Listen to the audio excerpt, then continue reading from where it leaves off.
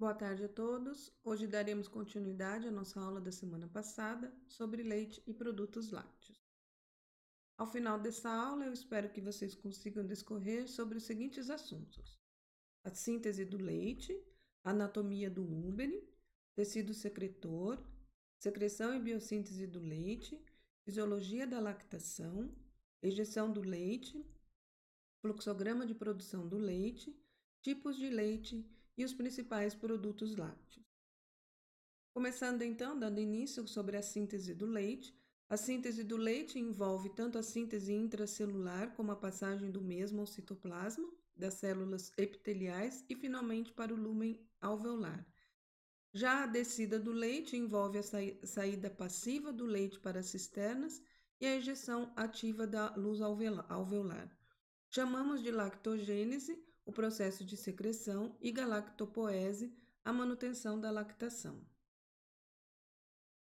O órgão produtor do leite de uma vaca é chamado de úbere, o qual é sustentado anatomicamente por ligamentos suspensórios e tecido conjuntivo que liga o úbere à parte abdominal. Portanto, ele não é apoiado ou protegido por nenhuma estrutura óssea. O úbere de uma vaca é composto por 4 glândulas mamárias, ou o que chamamos de quartos. Cada quarto é uma entidade funcional própria que opera independentemente e secreta o leite por seu próprio teto. Os quartos são separados por membranas de tecido conjuntivo e são classificados como direito ou esquerdo, anterior ou posterior, quando vistos de trás da vaca. Geralmente, os quartos traseiros são levemente mais desenvolvidos e produzem até cerca de 60% do leite produzido, e os quartos dianteiros menos desenvolvidos e produzem 40% do leite produzido. As glândulas mamárias, por sua vez, são formadas pelos lobos, que são formados pelos lóbulos, e estes, por sua vez, são formados pelos alvéolos. As glândulas mamárias possuem os ductos primários e secundários, por onde o leite passa até chegar na cisterna do teto e, por fim, no canal do teto. Aqui representado nessa figura, a gente pode ver a unidade, que seria o alvéolo.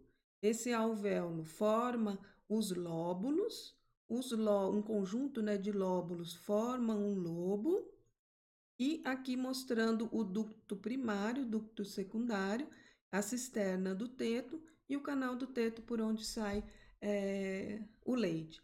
Aqui só representando de novo os quartos da glândula mamária da vaca, o úbere, formando o úbere como um todo, e os 4 tetos. Detalhando um pouco mais sobre o alvéolo é uma unidade funcional de produção do leite, que uma única camada de células secretoras do leite são agrupadas numa esfera com um centro oco, o que chamamos do lúmen do alvéolo, e onde o leite é secretado. Os alvéolos são circundados por capilares sanguíneos e células mioepiteliais, que são como células musculares. E as funções dos alvéolos são remover os nutrientes do sangue, transformar esses nutrientes em leite e descarregar o leite dentro do lúmen. O úbere é, portanto, composto por bilhões de alvéolos, onde o leite é secretado, que formam os lóbulos, como eu mostrei para vocês anteriormente, e que em seu conjunto formam os lobos. Os ductos formam canais de drenagem, onde o leite se acumula entre as ordenhas. Entretanto, isso ocorre somente quando as células mioepiteliais que recobrem os alvéolos e os ductos menores contraem em resposta ao hormônio ocitocina, ocorrendo então o que chamamos de reflexo da descida do leite, para que o leite flua dentro dos galactóforos e da cisterna da glândula. A secreção do leite pelas células secretórias é um processo contínuo que envolve muitas reações bioquímicas intrínsecas. Durante a ordenha, a taxa de secreção de leite é de certa forma diminuída, mas nunca cessa completamente. Entre as ordenhas, o acúmulo de leite aumenta a pressão no alvéolo e diminui a taxa de síntese de leite. Por isso que é recomendado que vacas de alta produção sejam ordenhadas o mais próximo de intervalos de 12 horas, em que as mais produtivas sejam ordenadas primeiro na manhã e por último à noite. A ejeção do leite mais frequente reduz a pressão acumulativa dentro do úbere e por essa razão ordenhar a vaca 3 vezes por dia aumenta a produção de leite de 10 a 15%. No entanto, essa prática não é muito usual devido ao custo da mão de obra, que nem sempre compensa pelo ganho desse 10 ou 15% de produção de leite. E como ocorre, né, a biossíntese do leite? Aqui nessa figura a gente tem uma representação onde a gente tem a corrente sanguínea, né, os constituintes do sangue, onde a gente tem a água, os minerais, as imunoglobulinas, os aminoácidos, a glicose e os ácidos graxos. Aqui seria a célula secretória, que seriam os alvéolos, né, as células dos alvéolos, e aqui a cavidade alveolar ou o lúmen. Então, aqui a gente tem que as caseínas e as lactoalbuminas encontradas no leite são sintetizadas a partir dos aminoácidos provenientes do sangue, sob o controle do DNA, lembrando que o DNA é que vai comandar sobre a síntese de proteínas. Essas proteínas são organizadas em micelas antes de serem liberadas no lúmen alveolar.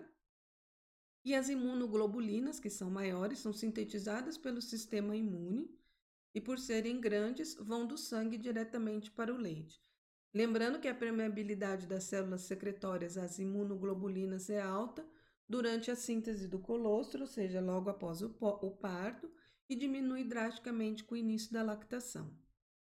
Os lipídios são biossintetizados a partir de acetato e butirato produzidos no rumen, que são usados como os blocos construtores da cadeia curta de ácidos graxos encontradas no leite, e do glicerol, que vem do aporte de glicose que tem no sangue.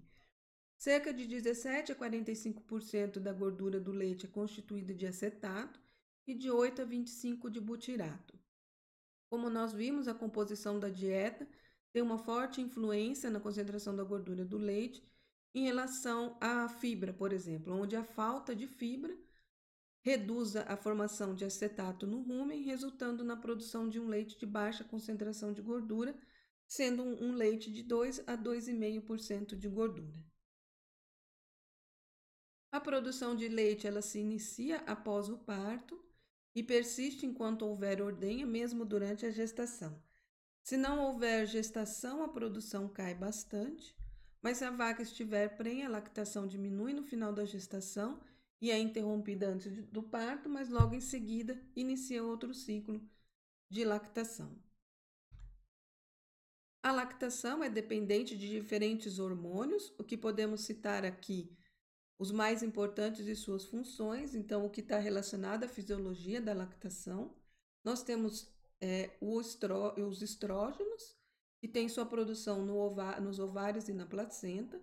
Este hormônio estimula o crescimento da glândula e inibe a lactação. A prolactina, que é produzida pela hipófise, estimula a produção de leite. A ocitocina, também produzida a partir da hipófise, que promove a ejeção do leite. E a adrenalina, que é produzida pelas suprarrenais, a qual inibe a ocitocina, ou seja, inibe a ejeção do leite. A ejeção do leite ocorre por liberação da ocitocina, que é estimulada por fatores ambientais e comportamentais, como, por exemplo, o barulho da ordenhadeira, o massageamento das glândulas mamárias e o contato visual da vaca com o bezerro. Estes estímulos chegam à glândula pituitária ou à hipófise por meio do impulso nervoso do cordão espinhal, que passa a produzir a ocitocina, que chega ao útero por meio da corrente sanguínea.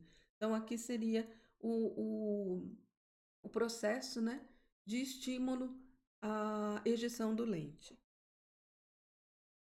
A partir do estímulo da ordenha, a produção da ocitocina na ordenha, né, deve ser realizada rapidamente, uma vez que a ação da ocitocina dura de 3 a 4 minutos. E é muito importante que não haja fatores estressantes durante a ordenha, uma vez que nós vimos que o estresse pode estimular a liberação de adrenalina, que é um hormônio que inibe a liberação da ocitocina, e a descida do leite. É necessário que durante a ordenha tenha o esgotamento total do leite presente na cisterna do úbero para que não haja um empedramento ou futuramente uma inflamação nos tetos e no úbero. Aqui só representando a ação da ocitocina e a liberação e ejeção do leite. Então, agora que já aprendemos um pouco mais sobre a anatomia e fisiologia e a biossíntese e descida do leite, passamos para as etapas que constituem o fluxograma de produção do leite e seus derivados. Antes de nós iniciarmos com o fluxograma, é importante nós definirmos dois leites encontrados no mercado, que é o leite tipo A e o leite cru refrigerado, onde entende-se por leite pasteurizado tipo A o leite classificado quanto ao teor de gordura integral, semidesnatado ou desnatado, produzido, beneficiado e envasado em estabelecimentos denominados granja leiteira, observadas as prescrições contidas no regulamento técnico. O leite cru refrigerado entende-se por leite cru refrigerado o produto refrigerado e mantido nas temperaturas constantes da tabela 2, que eu vou mostrar para vocês quais são essas tabelas, transportado em carro-tanque isotérmico de propriedades rural para um posto de refrigeração de leite ou estabelecimento industrial adequado para ser processado. Aqui, resumidamente, é que o leite tipo A, ele é produzido, beneficiado e envasado no mesmo estabelecimento, e o leite cru, na verdade, ele pode estar sendo produzido e produzido nas propriedades rurais, transportado para um lugar onde eles possam estar sendo mantido refrigerado e depois beneficiado em outro lugar. O leite pode ser ainda classificado conforme o tipo de tratamento térmico que ele recebe. Podem ser classificados como leite cru, que é aquele que não passou pelo tratamento térmico e pode trazer inúmeros riscos para a saúde do consumidor, e o leite pasteurizado, que é aquele que é aquecido a temperaturas entre 72 e 75 graus, por um tempo que pode variar de 15 a 20 segundos, e após esse tratamento térmico, o leite é resfriado a 4 graus Celsius e em seguida é embalado e estocado em câmaras refrigeradas. Outro tipo também de tratamento térmico que o leite pode receber é o processamento que a gente chama de processamento de ultrapasteurização ou o leite longa-vida, o qual passa por um tratamento em temperaturas altas, como 150 graus Celsius, por cerca de 4 segundos, seguido por um resfriamento rápido. Ou o leite em pó, que ele é desidratado, que são dos tipos integral, semidesnatado e desnatado. O leite pode ser classificado também conforme o seu teor de gordura, onde nós temos aqui representado que o leite integral é aquele que tem no mínimo 3% de gordura, o semidesnatado que tem de 2,9% a 0,6% de gordura e o desnatado que tem no máximo 0,5% de gordura. Em relação à contagem microbiológica, o leite ainda pode ser classificado como tipo A e o refrigerado. Na verdade, é uma associação entre aquela classificação que nós vimos acima e aqui em relação à contagem microbiológica, onde nós temos uma contagem máxima, né, no leite tipo A de 10.000 unidades formadoras de colônia por ml, em relação ao refrigerado é permitido até 300.000 unidades formadoras de colônia por ml, em relação às células somáticas é permitido até 400.000 células somáticas por ml no leite tipo A e 500.000 células somáticas por ml no leite refrigerado. A acidez ela é a mesma para os dois tipos de leite, sendo de 0,14 a 0,18. Aqui a gente pode ver uma diferença enorme em relação à contagem global dos micro-organismos entre o leite A e o leite refrigerado. O fluxograma do leite, então, que nós daremos início agora, ele engloba várias etapas, que seria a etapa de obtenção higiênica, que seria a ordenha, o transporte, a parte do recebimento no laticínio, a recepção, né, como é feita essa recepção, as análises laboratoriais de rotina realizadas, a padronização do leite, o tratamento térmico com a homogeneização ou não, que seria então para duas linhas de produção. A linha mesmo do leite fluido, né, do leite consumido pasteurizado, ou a outra linha de produção, que seria a parte de produção dos derivados lácteos e dos produtos lácteos. Nós vamos ver cada uma dessas etapas. Então, dando início, né, a obtenção do leite para a indústria é realizada por meio de uma ordenha higiênica, que tem como objetivo obter um leite são, com menor carga bacteriana possível, de maneira que garanta uma matéria-prima de qualidade, assim como um produto de boa qualidade ao consumidor. Para isso é necessário as boas condições de saúde do animal e a higiene do ambiente, equipamentos do tecido e do manipulador. Podemos relembrar, então, que a produção de leite ela pode ser realizada em granjas leiteiras, que são estabelecimentos característicos de produção do leite tipo A, em que no mesmo local se realiza a ordenha, o armazenamento, a pasteurização, invase e a distribuição. Podendo industrializar o leite ou não, aqui nesse caso dentro das granjas leiteiras ou não. Ou pode ser realizada em um estábulo leiteiro, onde se realiza a ordenha e o armazenamento, depois o leite é enviado para os laticínios, o entreposto de refrigeração e depois para os laticínios, onde serão pasteurizados, envasados ou industrializados. Aqui eu pus uma representação, né, duas fotos de um local de ordenha numa granja leiteira, onde geralmente a ordenha já é toda mecanizada. O estabelecimento já tem uma estrutura bem diferenciada do que nós vemos, por exemplo, aqui num estábulo leiteiro, onde são muitas vezes locais utilizados para não só a ordenha, como para outras atividades dentro da propriedade produtora de leite. Os tipos de ordenha principais que nós temos são dois tipos de ordenha, que seria a ordenha manual e a mecânica. A manual é realizada pelo homem e tem um rendimento de 5 a 7 vacas ordenhadas por homem por hora. Aqui representada nessa foto, aqui a gente pode representar essa ordenha manual. A mecânica, que pode ser separada em duas, vamos dizer assim, mas a gente tem várias tecnologias. Uma que seria essa balde ao pé, que utiliza um sistema automático de ordenha, mas que é individual e muitas vezes realizada no estábulo leiteiro.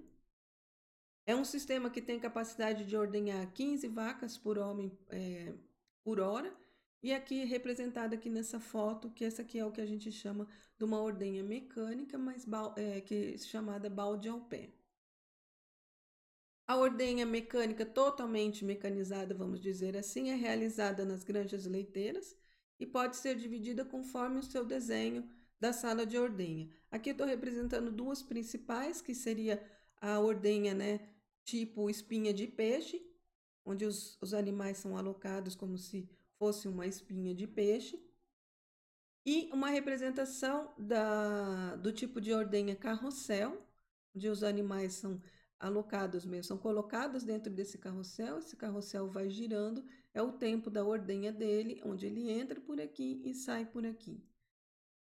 A quantidade, a representação, a capacidade de produção desse tipo de ordenha depende da dimensão em que foi desenhada a ordenha, então depende de quantos animais são colocados por vez, para a gente saber a capacidade de produção, mas é uma capacidade de produção bem maior do que a manual ou mesmo essa de balde ao pé.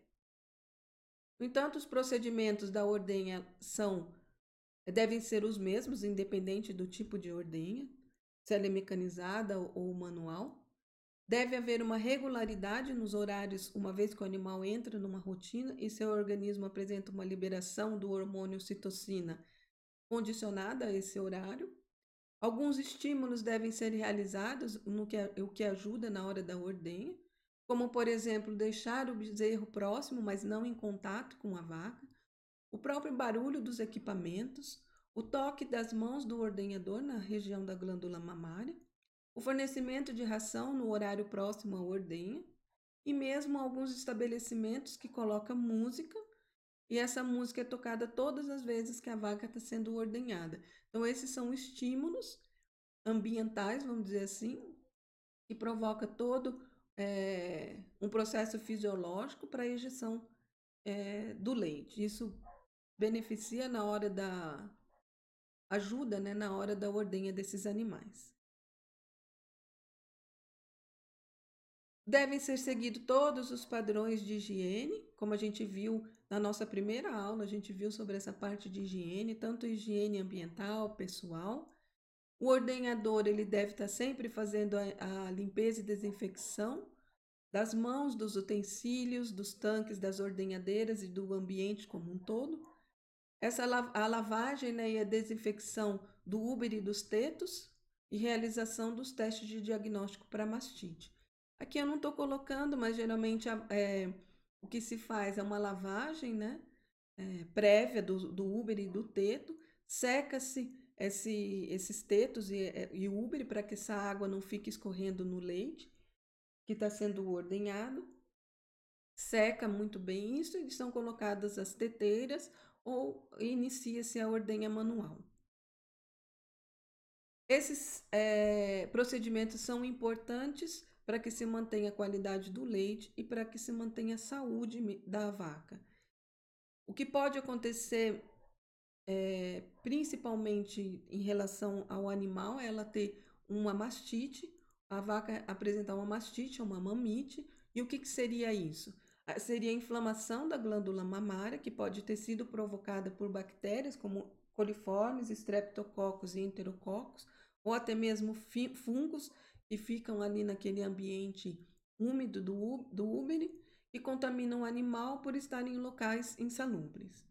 Tem como consequência imediata danos muitas vezes irreversíveis na qualidade do leite, modifica a composição pelo aumento do número de células somáticas, são representadas principalmente pelos leucócitos, e existem dois tipos que nós dizemos da mastite, que seria a mastite clínica, onde a vaca apresenta os sintomas, e a mastite subclínica, onde a vaca tem a mastite, mas ela não apresenta os sintomas. Aqui nesse desenho eu estou representando a mastite, né, quando ela tem sintomas, ocorre o vermelhidão, inchaço e irritação do úbere, onde a gente pode chamar isso como a mastite clínica, que tem sintomas, e o leite apresenta flocos ou coágulos de leite.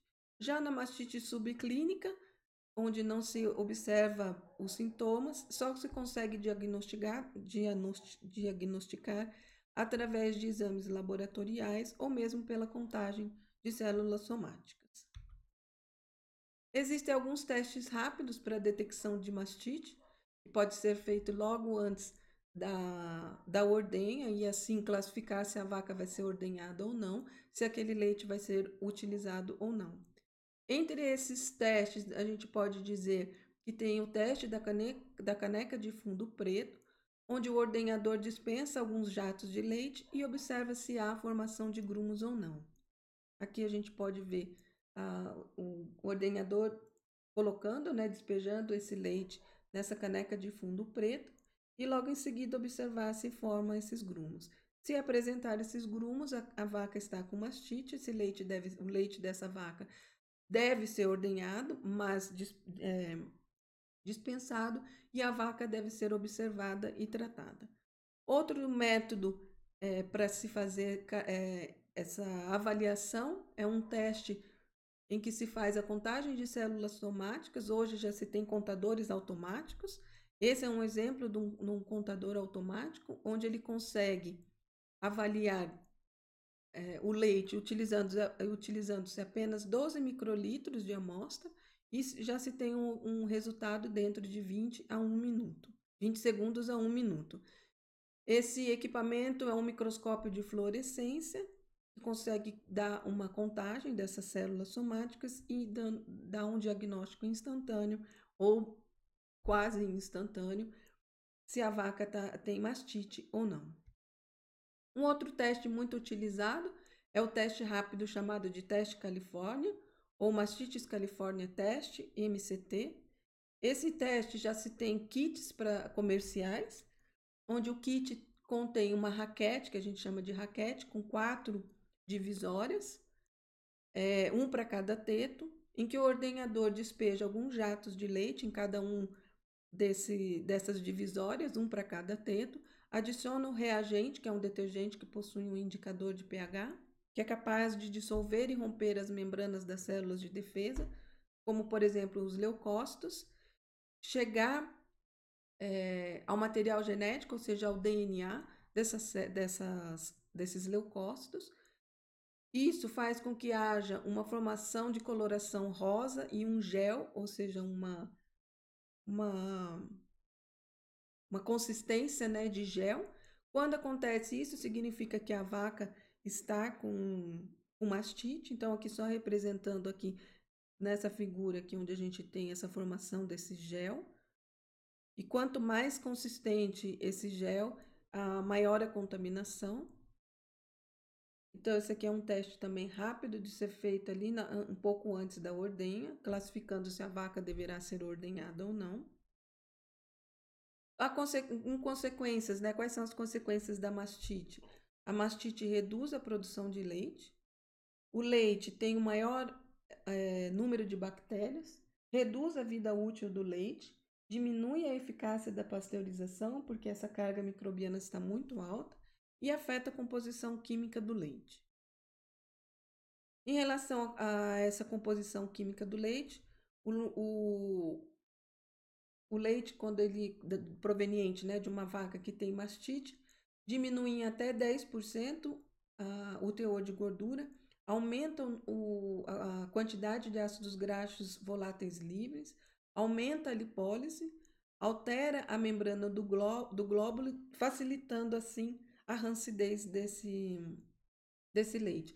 Em relação às proteínas, reduz a porcentagem de caseína, eleva proteínas do soro e reduz a resistência térmica das proteínas. Em relação à lactose, reduz o teor de lactose. Em relação aos sais minerais, aumentam em geral os sais minerais, os minerais em geral, mas diminui o cálcio e o fósforo e aumenta sódio e cloretos. Sobre o efeito da mastite na tecnologia, tem-se que na fabricação de queijo reduz o rendimento do queijo, a coagulação passa a ser demorada ou às vezes nem ocorre, ou quando tem a formação desse coágulo, é um coágulo frágil. Em relação à manteiga, como nós vimos, a manteiga é rica em gordura, aumenta a chance de rancidez. O leite fluido ou em pó passa a ter um sabor estranho. O leite condensado diminui a resistência térmica na fabricação do leite condensado. E o iogurte não ocorre a fermentação. Aqui é só uma foto mostrando um úbere, né, da vaca que tem mastite, onde a gente vê bastante essa vermelhidão, mostrando a inflamação nas glândulas mamárias da vaca. Em relação ao número, né, de células somáticas em vacas sadias e em vaca com mastite, a gente tem que em vaca sadia a contagem, né, de células somáticas é de até 300 mil células por ml. Numa vaca com mastite, esse número é bem maior do que 300 mil células por ml. Um leite sadio contém células epiteliais e leucócitos, isso é normal apresentar na célula, uma vez que tem essa escamação das células quando se faz a ordenha. Então, nós temos de 65% a 70% das células encontradas no leite sadio são epiteliais e de 40% a 30% leucócitos provenientes muitas vezes do sangue. Em relação a um leite com mastite, ela contém mais de 50% são leucócitos que são provenientes do sangue, lembrando que representa, né, esse estado de inflamação da vaca. E como que fica, né, a produção do leite quando uma vaca tem mastite? Quando se encontra um número menor do que 250 mil células somáticas por ml, tem-se uma redução de 200 quilos por vaca por ano. É uma redução anual de 4%. Quando se tem um número entre 250 mil e 500 mil, tem-se uma redução de produção de 350 quilos por vaca por ano. Isso significa 7% da produção anual. Quando se tem um número de células somáticas entre 750 mil a 1 milhão, representa uma redução de 750 quilos por vaca por ano, que representa 15% da produção anual da propriedade.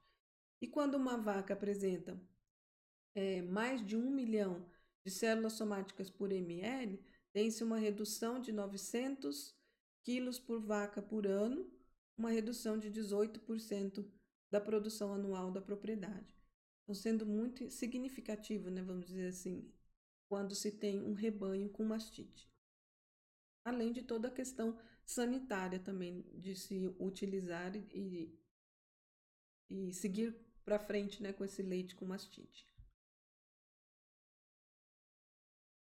O leite mastítico, então, ele contém um elevado número de bactérias, afeta a classificação do leite, prejudica a qualidade da matéria-prima e tem uma menor durabilidade do leite cru, pasteurizado e derivado. Mas o correto é não se utilizar um leite que tem mastite. E sempre seguir as regras em relação ao número de células somáticas padrão. Seguindo então para mais um nível, né, do fluxograma, que é o transporte do leite que foi obtido e ordenhado corretamente. O leite pode ser armazenado na propriedade rural em latões de leite, bombonas plásticas que são próprias, ou até mesmo em tanques sob temperatura abaixo de 4 graus Celsius. Ele é transportado em caminhões refrigerados, preferencialmente, no caso de armazenamento em latões e bombonas, ou em caminhões-tanque que mantêm a temperatura do leite até 7 graus Celsius após 3 horas da ordenha. A temperatura máxima de recebimento do leite no laticínio é de 10 graus Celsius. Em relação à recepção do leite na plataforma, a gente tem que o leite é recebido, passa agora por um fluxograma dentro do laticínio.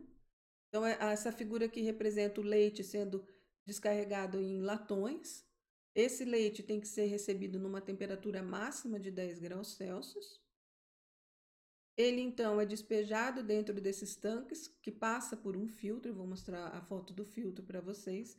Esse leite passa por esse filtro, é armazenado nesse tanque sob refrigeração, até que ele seja analisado e liberado para uso ou não.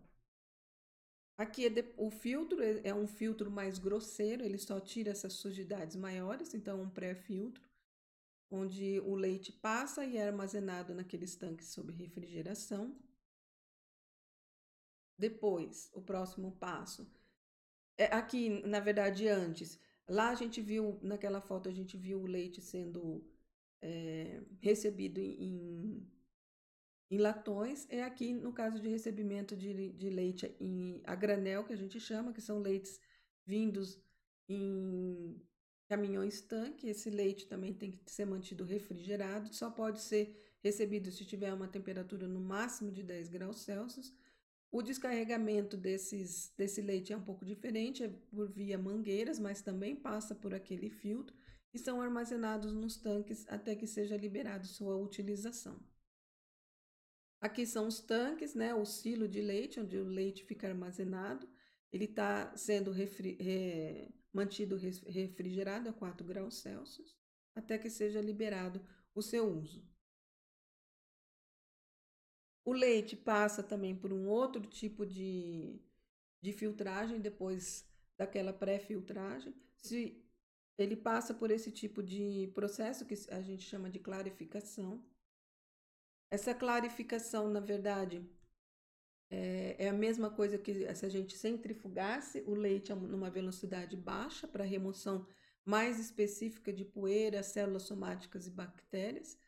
Aqui é só um esquema de como ocorre essa centrifugação, onde o leite, então, é centrifugado, ele volta e é liberado, né, o leite que foi vamos dizer assim, clarificado, e as sujidades vão ficando, as partículas sujas vão ficando aqui dentro dessa centrífuga e depois são despejadas. Então, isso aqui é o que a gente chama de clarificação, antes de seguir para o próximo nível do fluxograma. O próximo nível, então, seria essa parte de análises laboratoriais de rotina, para avaliar essa qualidade do leite e saber se ele pode seguir na produção ou não. Assim que o leite chega no laticínio, então são retiradas amostras para as análises laboratoriais, para que certifique a qualidade e a procedência desse leite. Os primeiros testes são testes sensoriais, em que o responsável pela qualidade avalia a cor do leite e o aroma. Depois são realizados alguns testes laboratoriais rápidos, como por exemplo a prova do alizarol, que consiste em misturar 5 ml do leite numa quantidade igual de alizarol. Se o leite mostrar uma coloração vermelho-lilás, é um leite com uma acidez normal de 19 a 21 graus e um pH de 6,6, que é o pH ideal do leite. Se mostrar uma coloração vermelho-castanho com uma fina coagulação, é um leite com uma pequena acidez, então um pH abaixo de 6,6. E se mostrar uma coloração amarelo coagulado, é um leite de acidez acima de 21 graus e um pH abaixo de 5,5. E se mostrar uma coloração violeta sem coagulação, é um leite alcalino ou fraldado, com pH acima de 7 graus, um pH de 7. Outras análises simples e rápidas que podemos realizar são as análises de densidade, onde o leite deve ter uma densidade entre 1,028 e 0,34 gramas por ml a 15 graus Celsius. O ponto de congelamento ou índice crioscópico, que deve ser entre menos 0,512 a menos 550. O ideal é que tenha uma média de menos 0,522 graus Celsius. O pH que seja de 6,5 a 6,7. A acidez titulável que fique entre 0,14 e 0,18 gramas de ácido lático por 100 ml. E que as análises microbiológicas estejam corretas e seguindo os padrões determinados pelo Ministério da Saúde e pelo Ministério da Agricultura. E o que seria, então, essa padronização? O leite é recebido, mas ele nem sempre ele é recebido de mais de um local e nem sempre ele tem a mesma quantidade de gordura. E a gente precisa padronizar essa quantidade de gordura. Esse é o processo de padronização. É sempre em relação à gordura, onde esse processo consiste no desnate do leite, o qual é bombeado para uma desnatadeira com o objetivo de se obter um leite com uma composição final que atenda aos requisitos básicos para a elaboração dos produtos lácteos que vêm na linha de produção a seguir. Essa padronização, então, ela regula o teor de gordura e, subsequentemente, dos seus derivados. O desejado para a fabricação do queijo, por exemplo, parmesão, é um leite que tenha 2% de gordura. Já para o queijo leite, que tenha somente 0,5% de gordura. E o mesmo ocorre para a padronização dos iogurtes e leite em pó, que depende se eles vão ser desnatados ou semi-desnatados. A partir da homogeneização são obtidos o creme, que é utilizado para a fabricação de manteiga, sorvete, creme de leite chantilly. Então, é onde a gente retira a gordura do leite. A outra fase do nosso fluxograma é a fase de tratamento térmico. Geralmente se utiliza a pasteurização. O leite cru, então, deve obrigatoriamente ser pasteurizado, pois contém bactérias. É um meio propício para o crescimento das bactérias, deteriorando-se facilmente. O leite cru geralmente possui um pequeno número de bactérias patogênicas, mas possui um grande número de bactérias deteriorantes, o que reduz drasticamente a vida útil do leite. Existem alguns processos térmicos que o leite pode passar, que seria a pasteurização lenta e de alta temperatura num período curto, e o método de leite longa-vida, que se usa uma alta temperatura num pequeno período de tempo e a esterilização. A pasteurização, como comentado anteriormente, é obrigatória para todo o leite de qualquer espécie de produção, inclusive para o leite que será utilizado na fabricação de produtos lácteos, e o leite e produtos lácteos sem pasteurização são considerados produtos clandestinos ou ilegais. A pasteurização lenta é realizada por lote, então faz-se um aquecimento a 65 graus Celsius por 30 minutos. É pouco utilizado atualmente, justamente por ser demorada, consumir muita energia e reduzir apenas 95% das bactérias. Aqui está uma representação de um tanque de pasteurização, que na verdade parece uma grande panela de pressão.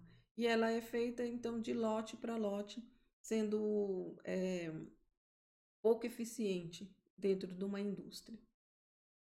Hoje já se utiliza o pasteurizador de placas.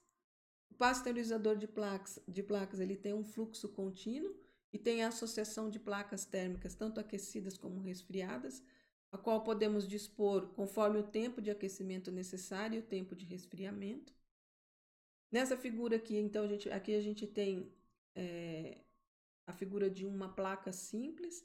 Aqui o sistema de um pasteurizador de placas, onde o leite entra, né, a 4 graus Celsius, passa por essas placas aquecidas, chega a uma temperatura de 72 graus, daí depende o comprimento, né, dessa linha, depende do tempo que a gente estiver programando para ele ficar recebendo esse aquecimento, e logo em seguida ele passa pelas placas resfriadas já a 4 graus Celsius, indo para o tanque já refrigerado. Então aqui é a representação desse pasteurizador de placas aqui também, onde se tem o sistema de aquecimento, de resfriamento, aquecimento e resfriamento novamente.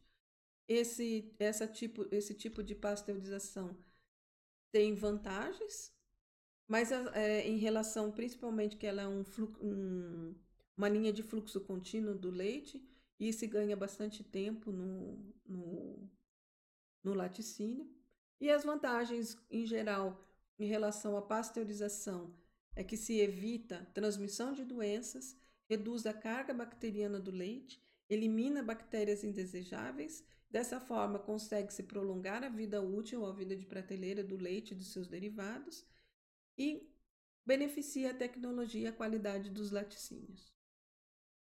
As desvantagens da pasteurização é que ela reduz ou elimina também as bactérias láticas, que são benéficas para a fermentação natural e a produção dos seus derivados, pode alterar o sabor do leite e pode acontecer a desnaturação das proteínas do leite, dificultando certos processos, como, por exemplo, a fabricação do queijo. A pasteurização, que seria a pasteurização em alta temperatura e em baixo tempo, que seria a utilização de uma temperatura de 75 graus Celsius num tempo de 15 a 20 segundos. É um processo rápido e contínuo, que seria o UHT, ideal para grandes volumes de leite, e tem uma eficiência de eliminar até 99,5% da carga bacteriana. Pode alterar um pouco mais o sabor do leite. A pasteurização, então, em geral, independente do processo, ela visa eliminar as bactérias patogênicas do leite, emprega temperaturas brandas, sempre há sobrevivência de bactérias, o produto necessita ser mantido em refrigeração e a vida útil de até 5 dias. Aqui a gente tem um exemplo, por exemplo, se a gente chegar com um leite para ser pasteurizado que contém 1000 bactérias por ml, irão sobreviver depois da pasteurização 5 bactérias por ml. Num leite onde chegou com 1 milhão de bactérias por ml, irão sobreviver 5 bactérias por ml, tendo então uma eficiência de 99,5% em relação à redução da carga bacteriana no leite. O processo de longa-vida elimina todas as formas vegetativas das bactérias, o produto torna-se comercialmente estéril e a armazenagem em temperatura ambiente é possível, então não precisando ser resfriado depois da pasteurização. O processo longa-vida ainda não elimina tudo, não é 100%, porque algumas formas esporuladas ainda podem sobreviver. Essas formas esporuladas são termófilas e podem se desenvolver na temperatura de estocagem, que no caso é a temperatura ambiente. As desvantagens, então, do processo de longa-vida, que tem uma alteração do sabor, fica com aquele sabor de leite cozido, ocorre perdas de nutrientes, tem uma alteração na fração proteica, é limitada ao leite de beber, então a gente não pode utilizar o processo de longa-vida para derivados do leite. As diferenças entre um leite UHT e pasteurizado é que o leite UHT ele é estável à temperatura ambiente, o prazo de validade de 4 meses, tem leite até que a gente vê com validade de 6 meses, e é comercialmente estéril. Em relação ao leite pasteurizado, ele é um produto perecível, necessita de refrigeração, tem um prazo de validade máximo de 5 dias e ainda contém bactérias viáveis. A próxima etapa do fluxograma de produção do leite é a homogeneização. Essa homogeneização consiste, em reduzir o tamanho do glóbulo de gordura, impedindo sua separação no leite, na ruptura física do glóbulo por impacto, seguido de regeneração do mesmo, e deve ser imediatamente realizado logo após a pasteurização. Para determinados derivados, a homogeneização ela não é desejada, depende do tipo de queijo, essa homogeneização não é desejada. A homogeneização, na verdade, tem algumas vantagens. O que seria então essa homogeneização? Ela impede a formação de nata no leite pasteurizado. Não sei se vocês repararam nisso, mas o leite, antigamente, toda vez que a gente comprava o leite e fervia o leite, tinha aquela formação de nata. Hoje, a gente não vê mais essa formação de nata, e isso é justificado pela homogeneização, ou seja, pela redução desses glóbulos de gordura no leite. Ela é essencial para o leite longa-vida. O leite ele se torna mais branco e melhora o aspecto, e melhora a palatabilidade e digestão também, essa redução dos glóbulos de gordura. Existem algumas vantagens para o processamento, que seria a gordura se incorpora no coágulo do queijo, mas isso depende do queijo que a gente está fazendo, aumenta o rendimento do queijo e evita a separação do creme no processo de coagulação. Para o iogurte, essa homogeneização ela evita a separação da gordura na coagulação e estocagem. No creme de leite, evita a separação das fases, então hoje a gente quase não vê mais também aquele creme de leite que formava o soro, a fase do soro e a fase onde se tinha mesmo o creme. No leite em pó, evita a saída da gordura e facilita a solubilidade, então hoje a gente já vê um leite em pó mais solúvel. Os sorvetes, eles suportam melhor o processamento de congelamento, mas existem algumas desvantagens também à homogeneização, que em alguns casos ela não é realizada. Depende para que será utilizado esse leite. Como desvantagem, aumenta a superfície de ação das lipases, então pode acontecer a rancidez mais rápido. Aumenta a fotossensibilidade, ou seja, a gente não tem mais aqueles glóbulos bloqueando a ação da luz. Reduz a termorresistência das proteínas a altas temperaturas, isso daqui também é uma desvantagem. E o coágulo do queijo fica mais frágil, então dependendo do tipo de queijo que a gente estiver fazendo, não vai ser um processo apropriado. Os próximos passos, então, que a gente chega do nosso fluxograma de produção do leite, seria o invase, as câmaras frias e a comercialização. Então, a gente viu aqui, se a gente relembrar, a obtenção, o transporte desse leite, o recebimento no laticínio, onde ele passou por filtração, por clarificação, pelas análises laboratoriais. Foi feita a padronização em relação à gordura do leite. Depois disso, fez-se o tratamento térmico e a homogeneização. Lembrando que essa homogeneização ela é feita dependendo para que lado da linha de produção esse leite vai seguir. E depois, se for um leite que vai ser consumido fluido, né? Ele vai sair da pasteurização, do resfriamento e vai ser envasado, vão ser armazenados nas câmaras frias e depois comercializados. Então, aqui uma representação do invase, onde a gente sabe que a gente encontra no mercado leite envasado em saquinho, leite envasado em caixinha, leite envasado em garrafa plástica, ou mesmo, às vezes, até em garrafas de vidro. Depois a gente tem a estocagem, dependendo do tipo de leite. Essa estocagem pode ser feita em temperatura ambiente, como por exemplo o leite UHT, ou se for um leite refrigerado, ele vai ter que ser mantido em câmaras refrigeradas, ser transportado em caminhões refrigerados e colocados na distribuição.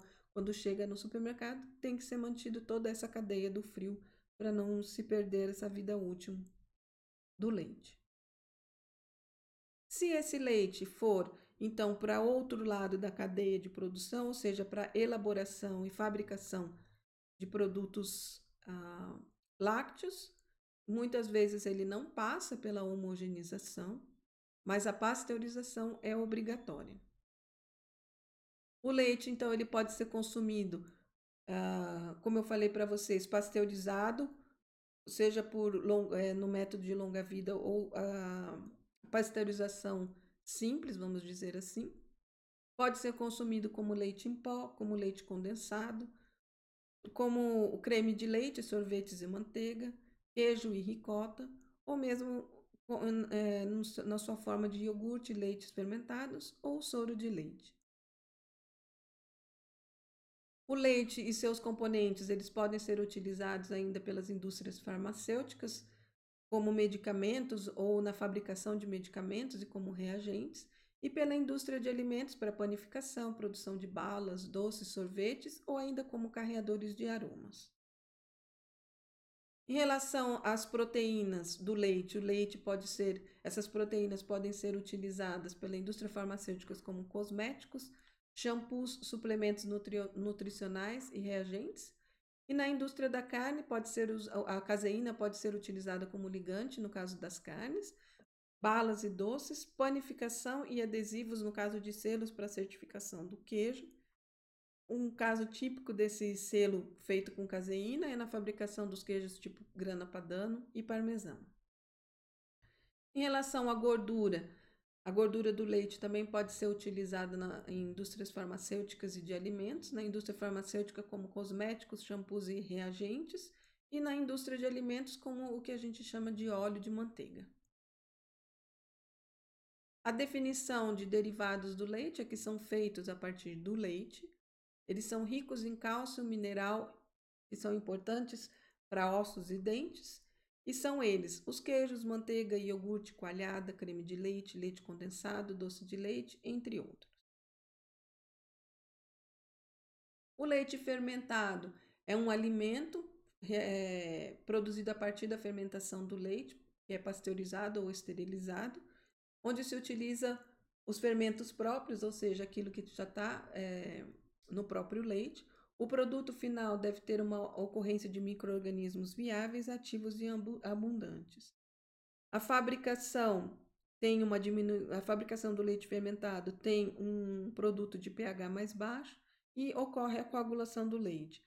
Esses leites fermentados, eles são considerados alimentos funcionais, pois contêm os probióticos naturais aqui no caso, porque a gente sabe que eles têm, por exemplo, as bactérias lácteas naturais do leite.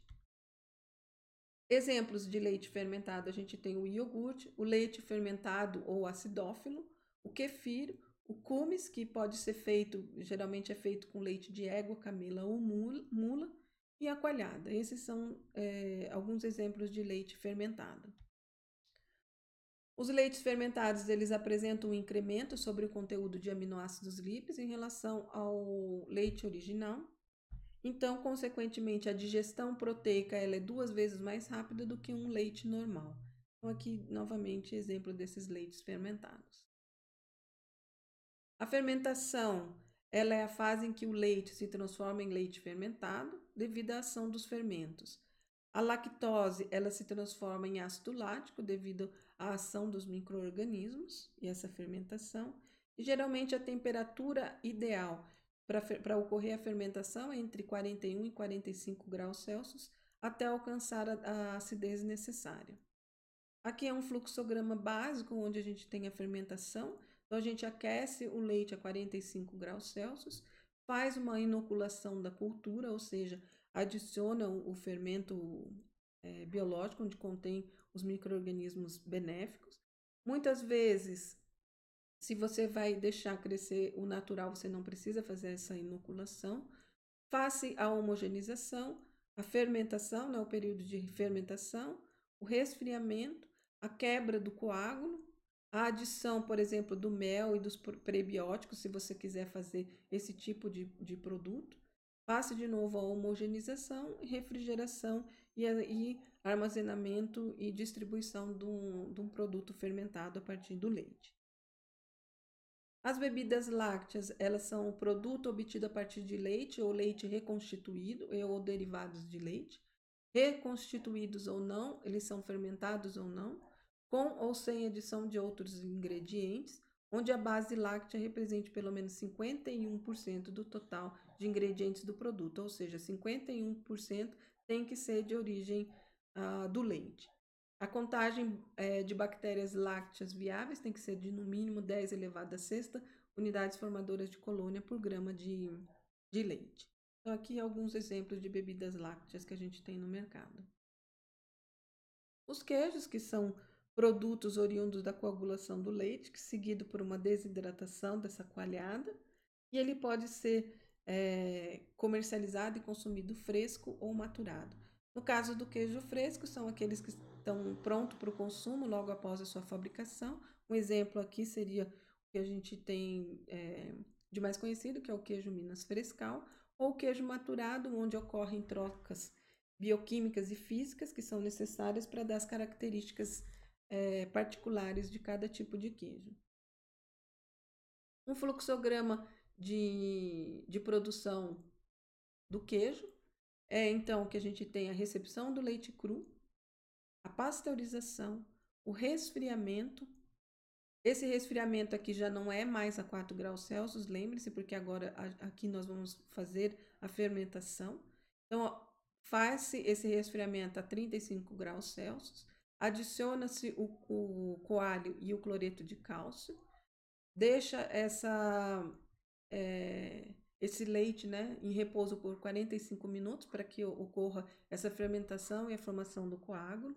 O corte da coalhada ou a mexedura, que a gente chama, faz a dessoragem, o descarte desse soro do leite, não descarte, mas para utilização para outra coisa, e fica com essa massa do queijo para, por exemplo, o Minas Frescal ou mesmo para os outros tipos de queijo.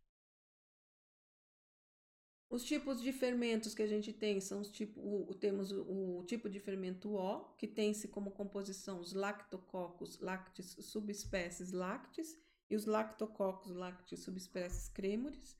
Eles são muito utilizados para queijos Minas padrão, prato, mussarela, Saint Paulin, e a sua função então é a acidificação e não produz as oleaduras, ou seja, não produz aqueles furos no queijo. Então não é para um queijo Minas padrão, prato, mussarela ou esses outros tipos de queijo conterem aqueles furinhos no queijo. Isso pode ser que tenha havido algum tipo de contaminação microbiológica.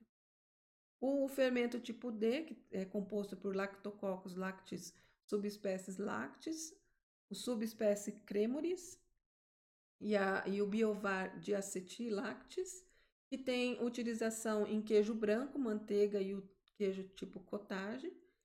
A função também é a acidificação e aqui tem-se a formação de gás e a produção de aroma. O tipo de fermento L, que tem a composição da subespécie lactis, cremoris e o Leuconostoc cremoris, é muito utilizado na buttermilk, no Gouda e no Edam. Função é a acidificação e aqui também tem a produção de gás e a formação de aroma específico. O fermento tipo LD, que tem como composição a subespécie Lactis cremoris, o Leuconostoc cremoris e o Biovard acetilactis. Tem a utilização, então, para o queijo prato, Gouda, Dambo, Tibo e manteigas. A função dele é acidificação, aroma e olhaduras. E os tipos de queijo que a gente tem depende do tipo de leite, do tipo de coagulação que a gente quer, da consistência da pasta, do teor de gordura no leite, do tipo de casca que a gente quer que seja formada e do tempo de cura. A gente, para finalizar aqui, eu gostaria de mostrar para vocês que o leite é um alimento muito rico em nutrientes como carboidratos, proteína, gordura, importante para a nossa nutrição, mas a gente tem que lembrar também que ele pode ser um veículo, né? Pode ser um veiculador de doenças, principalmente de algumas zoonoses importantes, que é a brucelose, que é causada pela Brucella abortus, e outra contaminação importante é a Listeria monocytogenes, encontrada bastante no leite. E aqui eu deixo mais alguns outros exemplos de perigos biológicos que o leite pode trazer para a gente. Por isso que é muito importante toda a parte de controle higiênico-sanitário desses produtos. Aqui algumas referências que eu utilizei, vou deixar para vocês no Stoa, capítulos de livro. E eu peço para que vocês me enviem dúvidas para o meu e-mail. Agradeço a atenção de vocês e vou estar disponibilizando também no Stoa um exercício de fixação para vocês estarem me entregando. Obrigada novamente e até breve.